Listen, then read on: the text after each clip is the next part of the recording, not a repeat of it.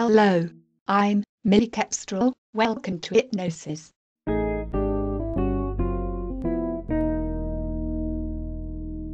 I'm going to be talking to Charles Layton, the Hypnosis Fitness to Practice consultant. Charles is a keen supporter of state regulation of the psychological therapies. Hypnosis has long argued that this is a huge mistake, a contradiction of everything counseling, psychotherapy, and psychoanalysis stand for. I'm going to be asking Charles to tell us why he supports it. Hello, Charles. Hello, Millie. It looks as if the Health Professions Council is going to regulate the psychological therapies. Apparently you think this is a great idea. Yes, I do. 90,000 practitioners coming under state control.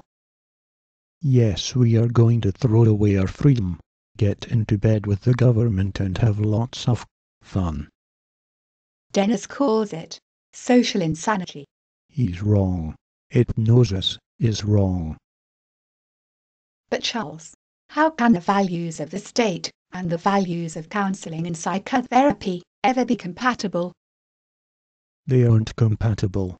This is an arranged marriage, a wedding of dynasties of control. And love. You still don't get it, do you? Therapists are marrying up into the healthcare aristocracy. We are marrying into privilege and power.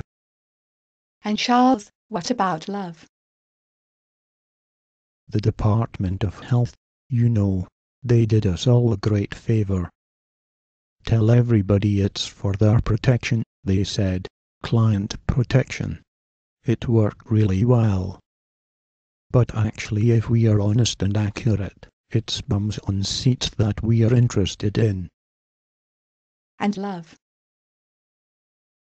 Oh yes, love, flavor of the month at Hypnosis.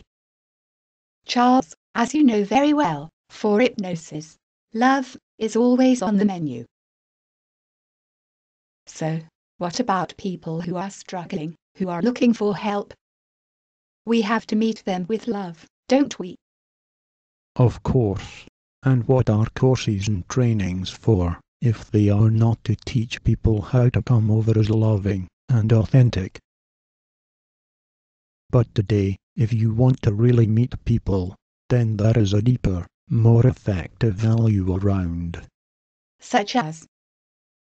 CC. Caring cynicism. Many people are not looking for honesty or authenticity. They are looking for a match for their cynicism. You have to come over as chilled, cool, even a bit jaded. That cuts across everything I ever learned as a therapist. Or you have to smile a lot as well. But how could cynicism be of value? Surely it's the opposite of value, even horrible. It's not horrible, it's great. You connect with people better through caring cynicism. You mirror the client's position, you mirror their cynicism. But I don't know any therapists who work like this. Oh yes, you do. They keep it well hidden. They know in their hearts what they have bought into. With state regulation, caring cynicism becomes normality. So how did you become a caring cynic? I signed up for a very expensive training. I learned real fast that you cannot trust the training and accrediting bodies. They don't look after your interests. The goalposts for finishing the course seem to change every few months. And I learned that there is an intellectual, academic downside to psychotherapy trainings. As all the theory gets to you, you become a postmodern person. And this troubles you? If everything is relative, then nothing matters more than anything else. And I think this means, though most practitioners won't admit it, we don't trust ourselves. We don't really need to. The role of therapist, being a professional, protects us from the need to have opinions of our own. Aha. What you are saying is, authority goes missing. Perhaps this is why so much of psychopractice is obsessed with measurement. That's right. So far as we lose the authority that comes from deep personal inquiry, it gets replaced by measurement, cost-effectiveness, random control trials, evidence-based practice. We become seduced by a scientized authority. What do you think? Millie, nowadays, deep personal inquiry equals dinosaur thinking. To move on in a psychopractice career now, you have to become scientific. And again, what about love? Is love dinosaur thinking? Love has become just another brand name. For some, love's a big thing. For others, like me, we can take it or leave it.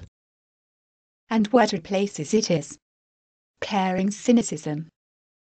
Hypnosis, and especially Dennis, should try to understand that there is no place in regulated therapy for love.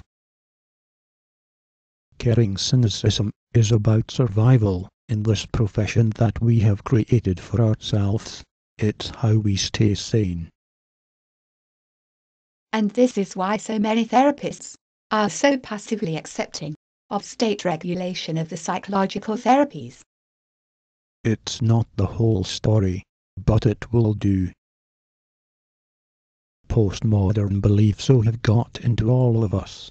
Everything and nothing is true. Anything goes. I think you were right in what you said earlier. This creates a vacuum where moral authority should be.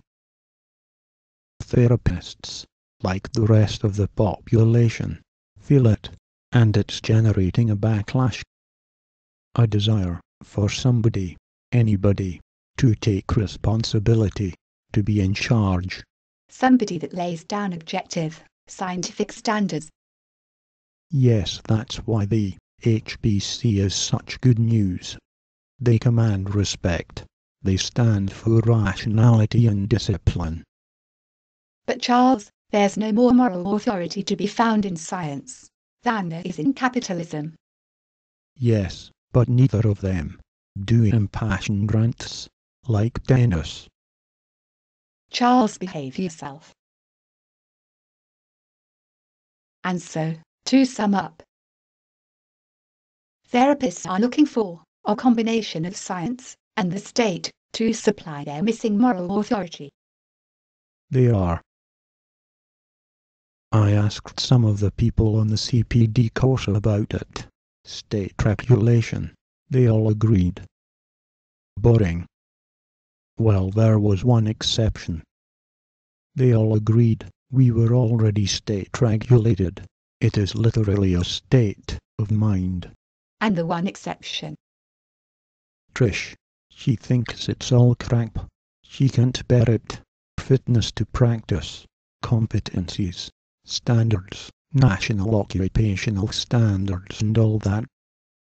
I think they're great. At last we know precisely what we are supposed to be doing. But anyway, Trisha's in big trouble. How so? She's in love.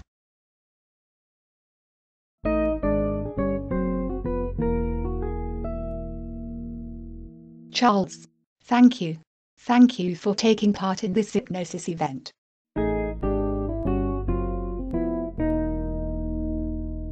You are very welcome. I look forward to another opportunity to crack a few more complacencies.